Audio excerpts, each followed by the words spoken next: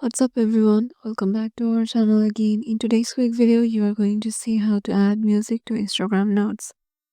To do that, head over to your Instagram application and make sure you have logged in into your desired account, and then just head over to your profile by tapping the profile icon on the lower right corner, and then you will find the Notes option, and here you will find this music option right here, and tap on it.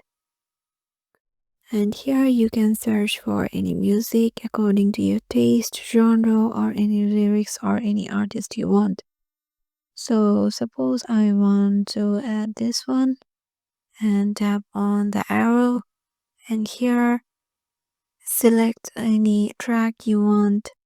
And once you are okay with your choice, tap on the tick mark, and here you can see the note is added, and you just have to tap on share.